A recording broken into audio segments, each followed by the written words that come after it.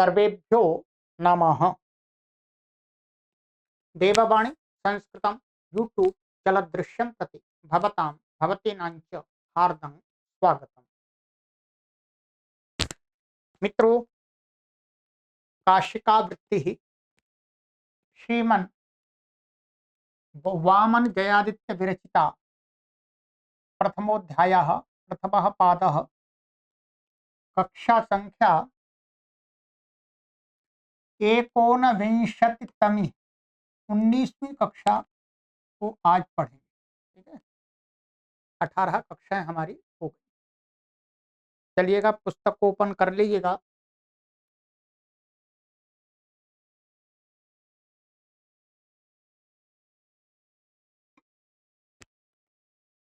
गत कक्षा में मैंने आपको यहां तक पढ़ाया था।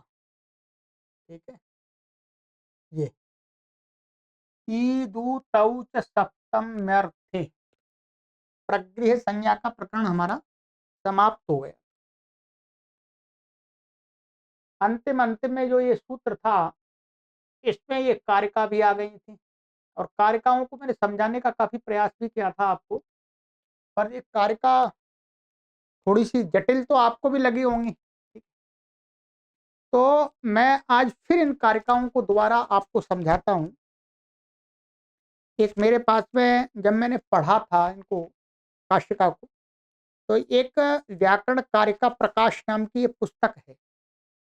ये अभी तो नहीं मिलती है, ठीक है, पर उस समय मैंने ली हुई थी, ये कहीं से प्रकाशित है, तो इसके माध्यम से कारिकाओं को समझने में थोड़ी सहायता मिल जाती है।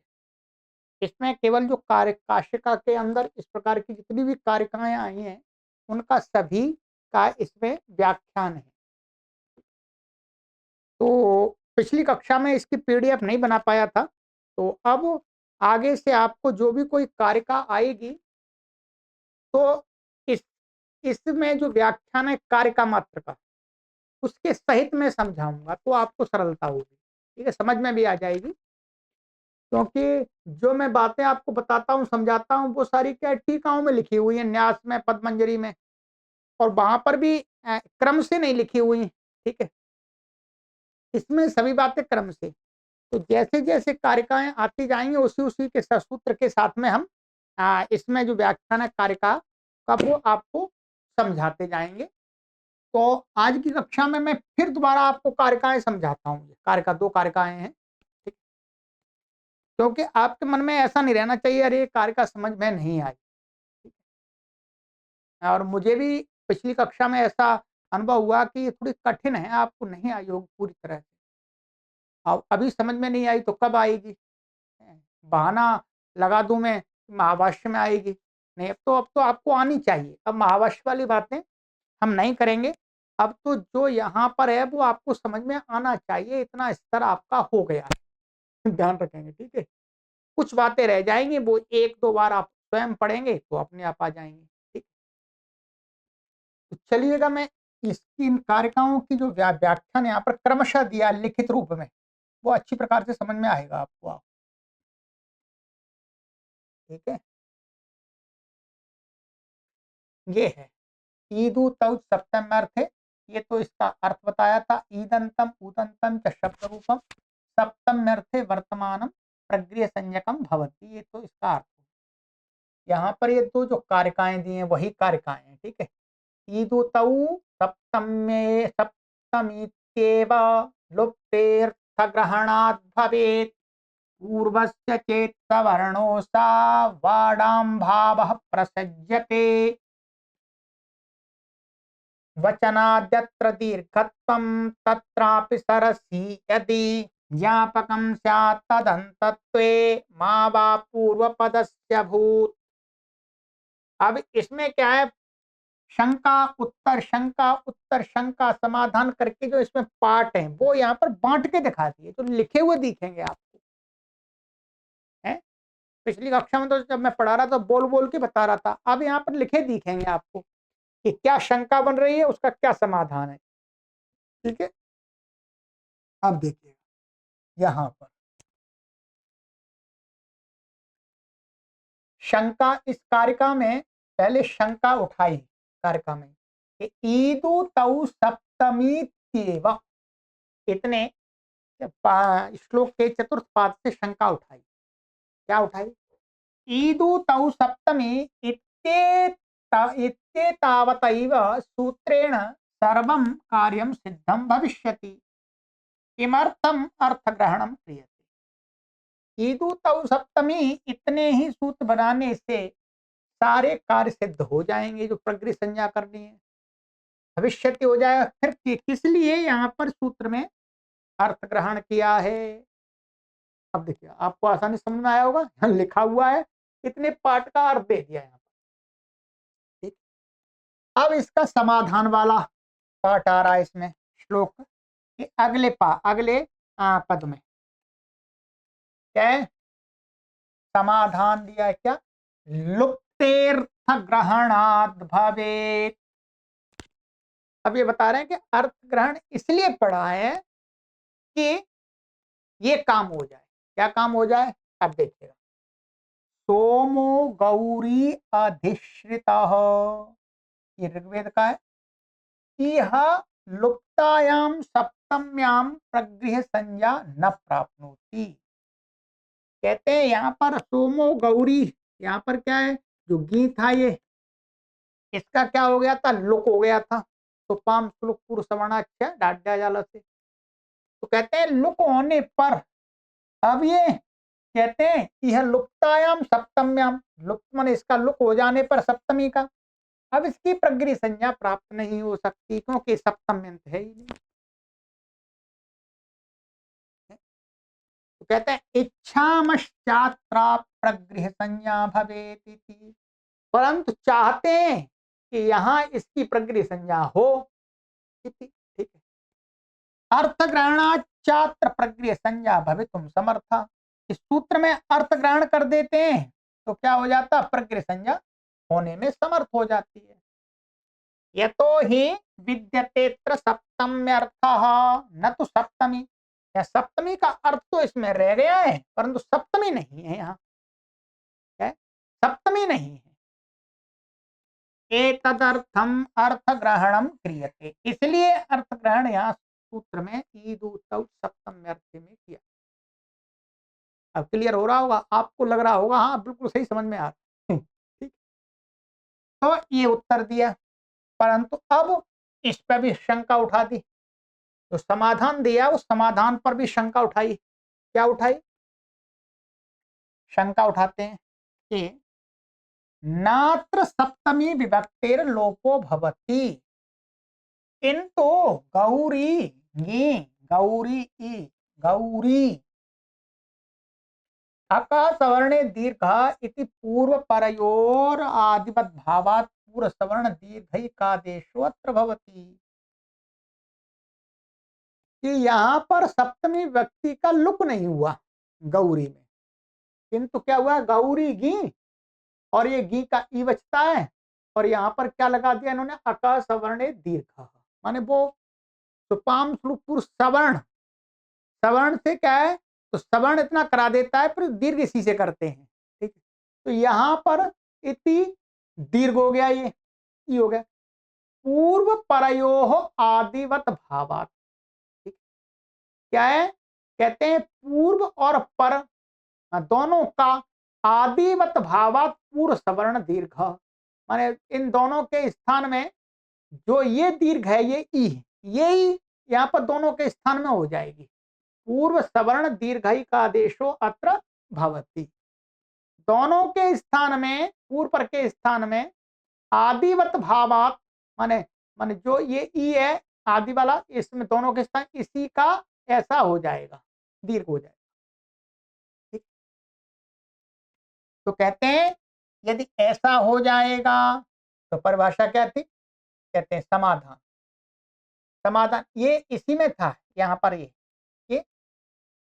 समाधान। कोई ऐसी बात कहता है तो पूर्वस्य चेत सवर्ण असौ आड आम भाव प्रसज्यते, यदि पूर्वस्य सवर्णो भवति चेत न, कहते हैं यदि कोई कहे पूर्व सवर्ण दीर्घ हुआ है, यहाँ पर लुक तो नहीं हुआ, लुक नहीं है, तो अब ये ई है, ये अब सप्तमी मानी जाएगी, सप्तमी है। तो कहते हैं यदि पूर्वच सवर्णो भवति चेत, कोई ऐसा कहे तो तन्ना, वो नहीं मान सकते, पूर्व सवर्ण दीर्घ यहाँ पर नहीं हुआ। क्यों? क्योंकि वार्णादांगम बलिया इति कृत्वा, ये परिभाषा हमने आपको पढ़ाई थी कि वर्ण से अंग का काम बलवान होता है। इति कृत्वा, ऐसा करके, गौरी गी इत्यत्र आण नद्याः गेराम नद्याम नेभ्यः इत्य इति आभ्याम आठ भाव आम भावश्च प्राप्नोति। इस परिभाषा के बल से जो सवर्ण दिए गए वो तो वर्ण का निमित्त का है, वर्ण निमित्तक दीर्घ होता है, और ये जो आठ और आम है, आठ नद्या से आठ प्राप्त हो रहा है, और गेराम नद्याम निभ्या से आम प्राप्त हो रहा है, ये दोनों चीज प्राप्त हो रही है, ये अंग के कार्य हैं। तो क्या है, ये दोनों प्राप्त होंगे, सवर्ण दीर्घ पहले नहीं होगा। फिर बाद में यदि आठ और आम हो जाए फिर सवर्ण दीर्घ हो ही नहीं सकता, तो यण आदेश होगा। तस्मात् नात्र पूर्व सवर्णो भवति, इसलिए यहां पर सवर्ण दीर्घ नहीं है, ये गलत शंका उठा दी, ऐसा नहीं है। इसलिए यहां पर क्या मानना पड़ेगा, लुक, लुक मानना पड़ेगा, तो वहां लुक सप्तमी है नहीं, अर्थ है। तो ततोत्रार्थ ग्रहणम कर्तव्यम इति, इसलिए क्या है, अर्थ ग्रहण सूत्र में करना चाहिए, इति तात्पर्यम, ये तात्पर्य हो गया। अब इस पूरी पहली कारिका से ये सिद्ध हो, ये बात निकल करके आई कि अर्थ ग्रहण सूत्र में करना पड़ेगा, इसलिए पढ़ा है क्योंकि ये प्रयोजन है। सोमो गौरी अधिष्ठिता, अब गौरी की प्रकृति है। कितना हो गया? अब फिर और शंका उठाते हैं, शंका उठाते हैं कि आचार्य प्राह ईदु तौ सप्तमी। अब ये शंका ऐसे उठाते हैं कि भाई आचार्य महर्षि पाणिनि ने कहा है कि ईदु तौ सप्तमी, इतना सूत्र कहा मानो, ठीक है। अर्थ हम कहते हैं अर्थ नहीं पढ़ रहे, अब महर्षि पाणिनि हम का इतना सूत्र मानते हैं कि ईदु तौ सप्तमी, ठीक है, इतना पढ़ा। न च क्वचित ईदंतम ऊदंतम च सप्तमी रूपम दृश्यते, परंतु कहीं पर भी दीर्घ ईकारांत और उकारांत कोई शब्द सप्तमी में दिखेगा ही नहीं, कोई दिखेगा ही नहीं, कहीं नहीं दिखा, कहीं आठ हो जाएगा, आण हो, वो आम आदि हो जाएंगे, और भी कुछ काम हो जाएगा, औ हो जाएगा, अतो आ हो जाएगा, औदच्च घे से, तो कोई कहीं पर भी दीर्घ ईकारांत उकारांत सप्तमी रूप दिखेगा नहीं, तो फिर ये क्या है, सूत्र व्यर्थ जा रहा है। अब यहाँ अर्थ हटा करके हम देख रहे हैं, ठीक है, ये शंका। तस्मात् आचार्याणाम वचन सामर्थ्यात् पूर्व सवर्णो भविष्यति, इसलिए आचार्य के ये जो सूत्र है व्यर्थ ना जाए, व्यर्थ ना जाए, इसलिए गौरी गी में गी का लुक नहीं, क्योंकि गौरी हमें सप्तम्यंत लेना है, ठीक है, तो ये मानना पड़ेगा, क्योंकि नहीं तो नहीं, हम इसका लुक कर देंगे, लुक कर देंगे तो फिर बिना अर्थ के काम नहीं चलना, तो आचार्य का ये सूत्र व्यर्थ ना जाए, इसलिए क्या हो जाएगा, गौरी में यहां पर हम ये गी का ई सवर्ण दीर्घ मानेंगे, तो सूत्र का प्रयोग तो घटाना ही है, तो उसके लिए शब्द तो चाहिए, और ये शब्द कब मिलेगा हमें, हमने इतना सूत्र पढ़ा और व्यर्थ नहीं जाए, तो सप्तम में तभी मिलेगा ये जब इसमें सवर्ण दीर्घ हो जाए, लुक होने पर तो सप्तमी नहीं दिख रही यहाँ पर, ठीक है, सप्तमी ईदू तौ च सप्तम अर्थे। तो कहते हैं ये हो गया, तो समाधान देते हैं इसका। अब ये वहीं ले आए दोबारा, इनका कहना ये है कि आपने जो पहले कहा है वो ठीक नहीं है, कि उसका आम और आठ नहीं, वचन सामर्थ्य से हम ऐसा मानेंगे, आठ आम नहीं होते हैं, वो परिभाषा काम नहीं करेगी, ये सूत्र में लगाना, तो इसके लिए तो तभी हम इसको दीर्घ मानेंगे। समाधान कहते हैं, इसी में समझाते हैं। वचनात् यत्र दीर्घत्वम, कहते हैं कि को नाम प्राह ईदंतम ऊदंतम सप्तमी रूपम नोपलभ्यते। कि भाई आप ये कहते हो वचनात् यत्र दीर्घत्वम, कि वचन सामर्थ्य से हम इसको दीर्घ मान लें, कोई शब्द मिलता नहीं है, दूसरा मिलता ही नहीं कहीं सप्तमी में।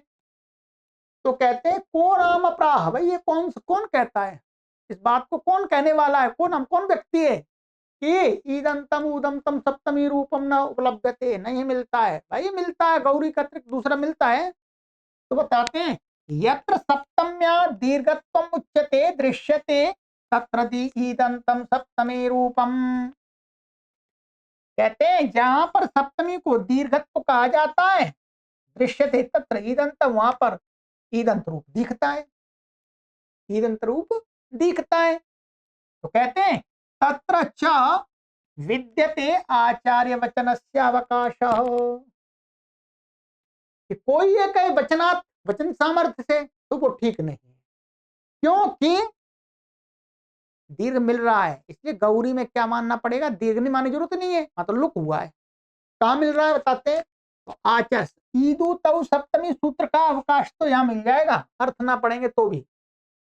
तद यथा, जैसे धृतिम न शुष्कम सारसी शयानम, ये ऋग्वेद का ये भी ले लिया है। यहां पर अत्र सरस गी, ये सप्तमी, यहाँ सप्तमी का बता रहे हैं, ये इसको सप्तमी में घटाना चाह रहे हैं। ठीक है, देखिए क्या हो गया कि अत्र सरस गी, ये हो गया इति स्थिति, ऐसी स्थिति में या डियाजी काराणाम उपसंख्यानम, ये वार्तिक है, सूत्रे वार्तिकम इत्यनेन गी स्थाने ईकारादेशः। ये मैंने कल आपको बोल के बताया था, अब ये साक्षात वार्तिक भी आपको दिख रहा है कि यहाँ पर सरस और गी, यहाँ पर ऐसी स्थिति में या डियाजी काराणाम उपसंख्यानम वार्तिक से क्या हुआ है, जो गी के स्थान में दीर्घ ईकार आदेश कर दिया, इस गी को ये दीर्घ ई बन जाएगा, तो सरस ई सरसी। अब ये सरसी शब्द क्या है, सप्तम में अंत, सप्तम व्यक्ति है यहाँ पर, और दीर्घ ईकारांत भी है, क्या है, दीर्घ ईकारांत भी है।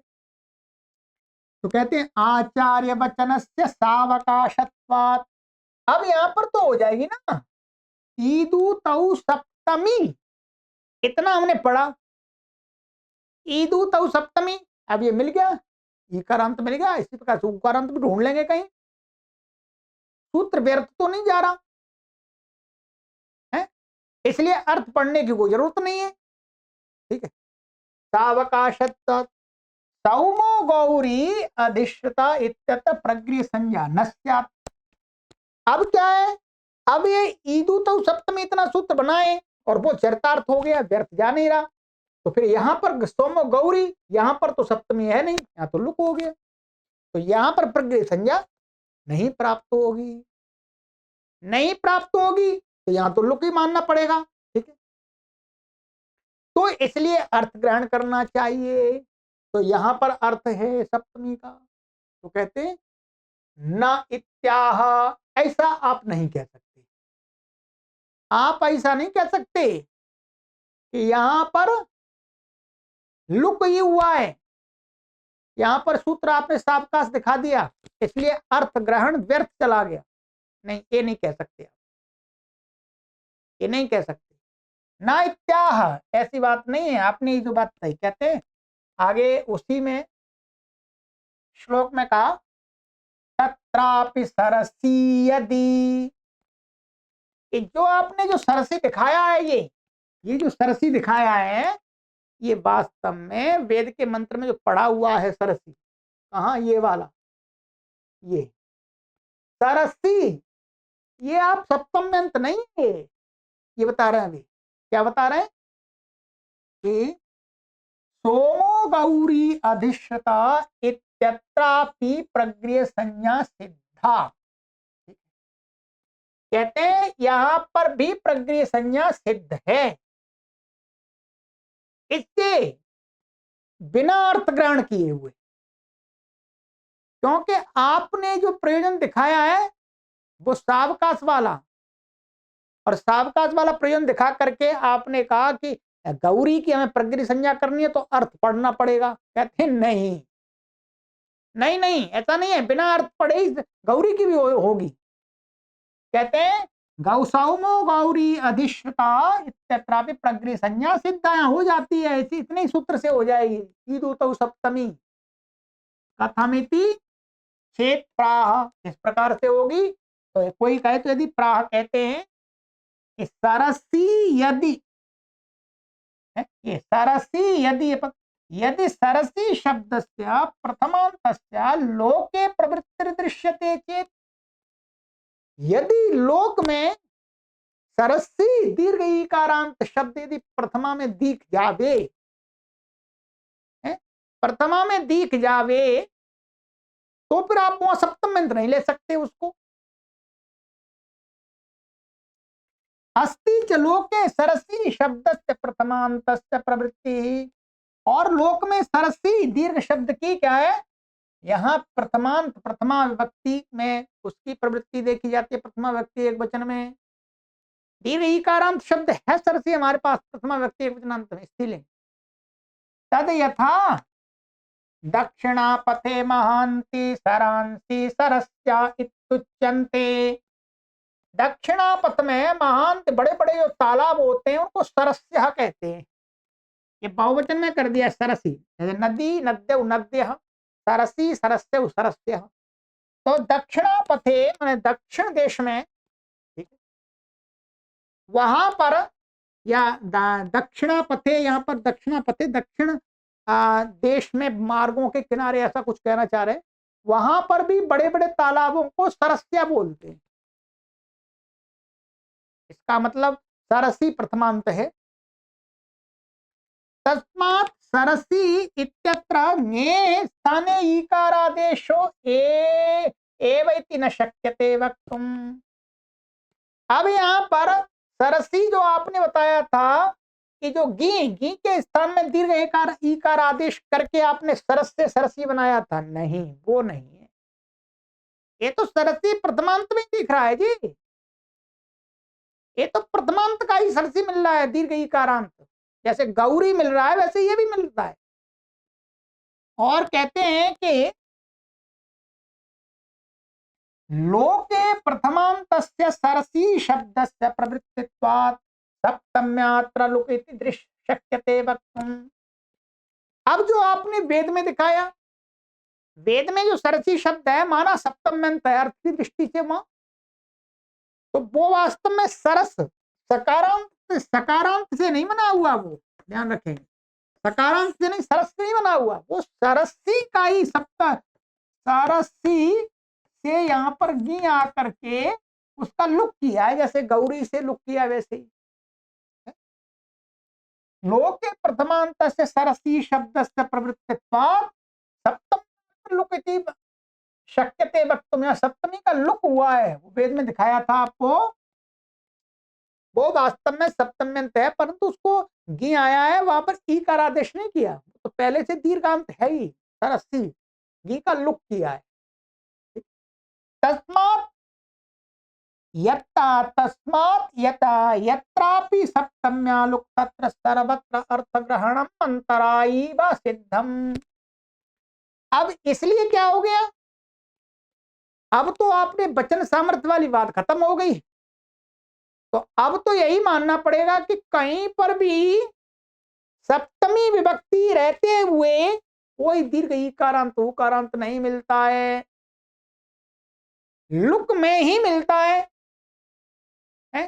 तो वचन सामर्थ्य से वो अपने आप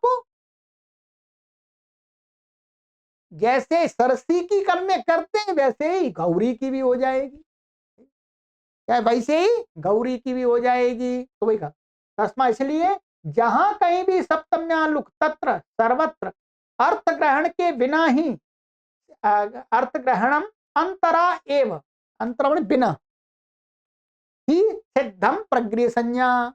तो गौरी की भी हो जाएगी या वश की भी हो जाएगी। वचन सामर्थ्य में सूत्र खराब हो जाएगा, जैसे अब इसकी हो जाएगी तो गौरी की भी हो जाएगी। ठीक, तो इसका मतलब क्या हो गया, अर्थ ग्रहण व्यर्थ चला, व्यर्थ चला गया। अब आ जाइएगा आगे। अब कहते हैं अर्थ ग्रहण व्यर्थ चला गया, तो कहते हैं कि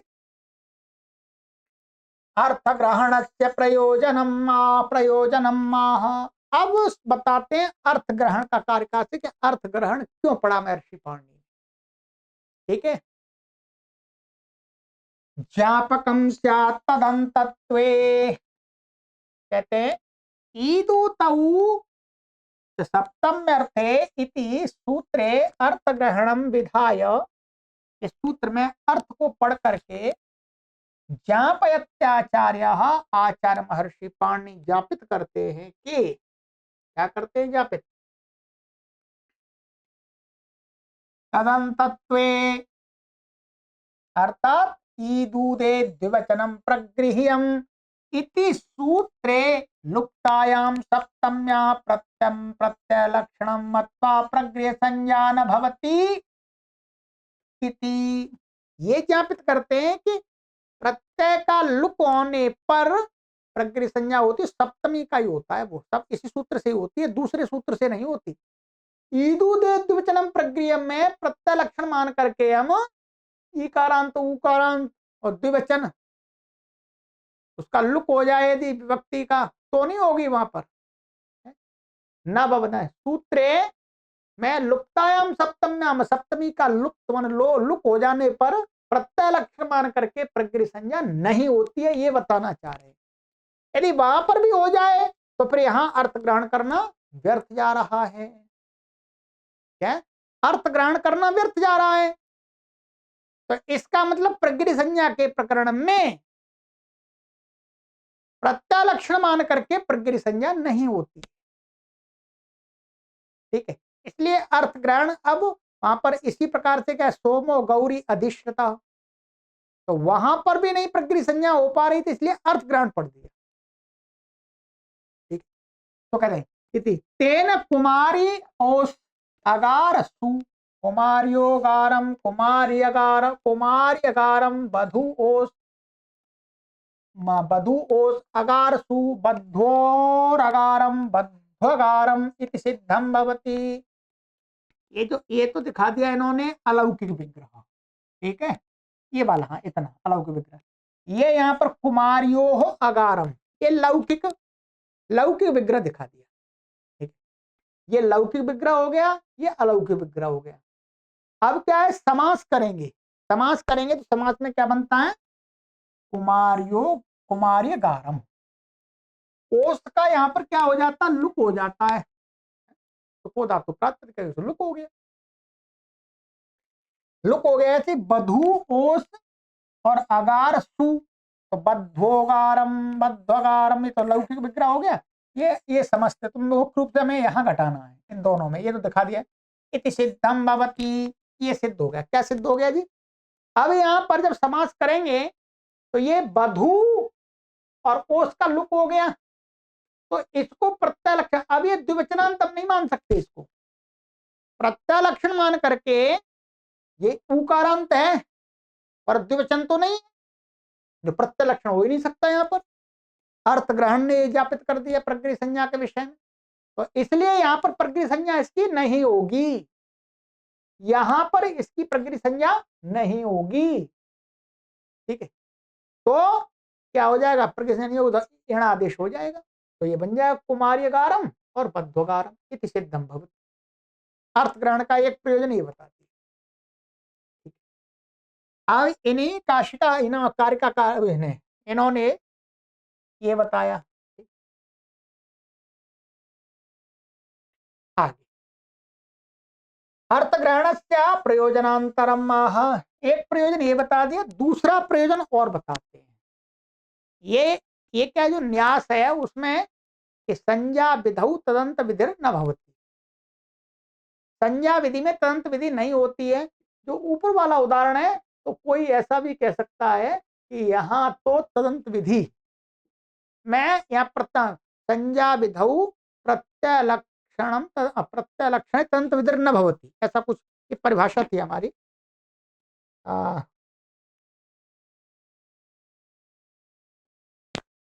मैं बताता हूँ आपको।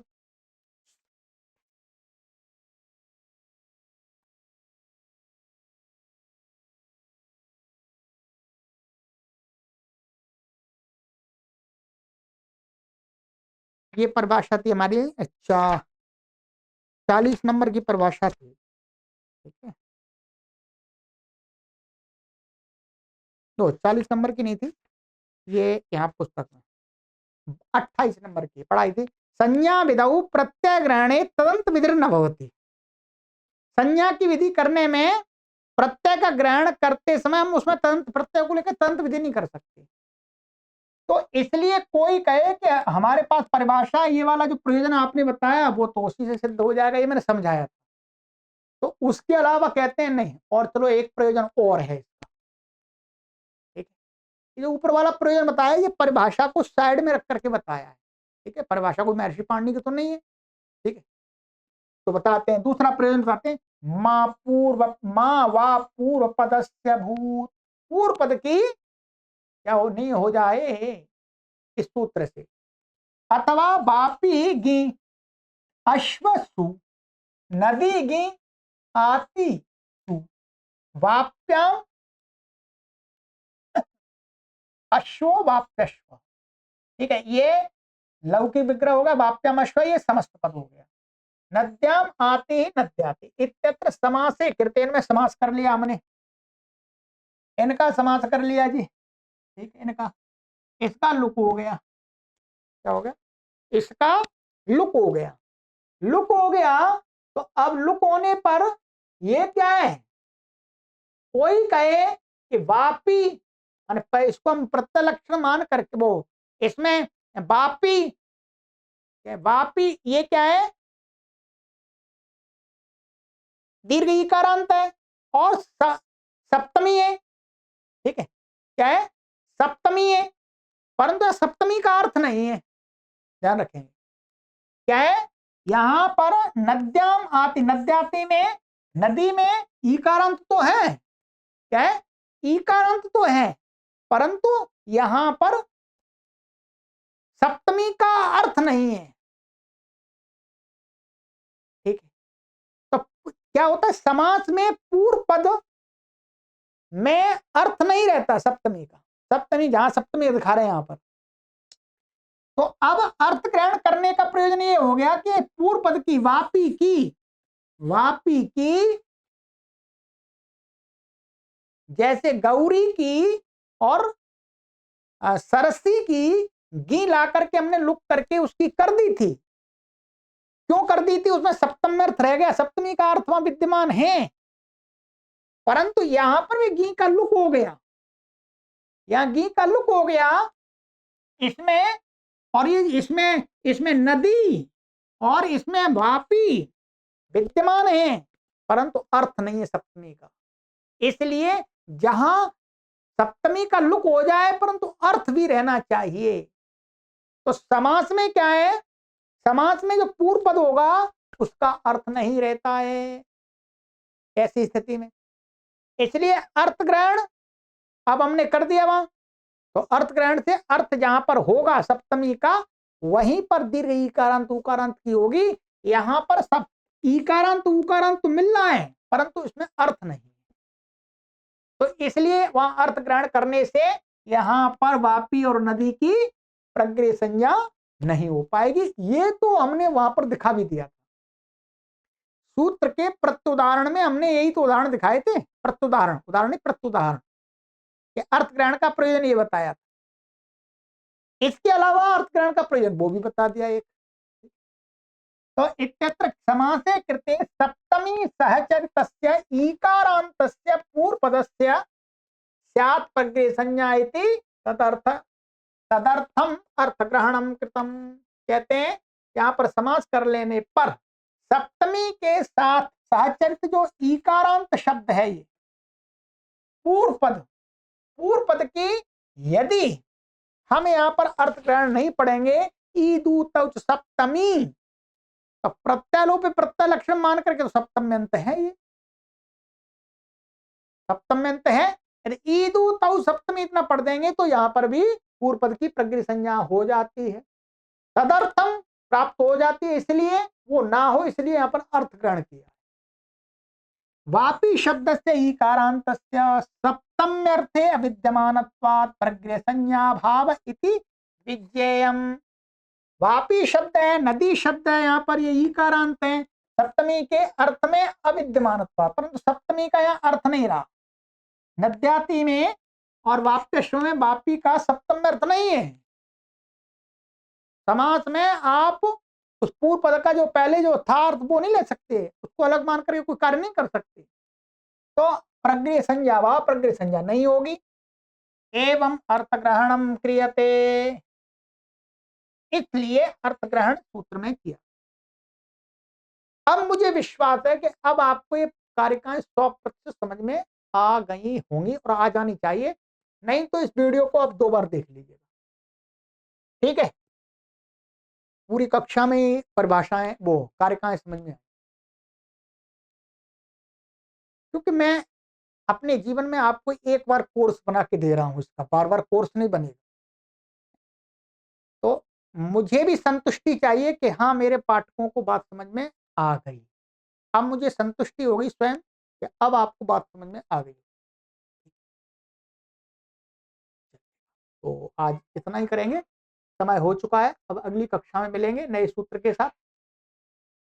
जहां जहां ऐसी कारिकाएं आएंगी तो अब कोई समस्या नहीं आएगी आपको। अब ये मुझे अपनी पुस्तक प्राप्त हो गई है, अब मैं इसमें से आपको आराम से समझा दूंगा, कोई परेशानी नहीं। ये अभी प्रकाशन में नहीं है शायद, इसलिए मिलना संभव नहीं है, ठीक है।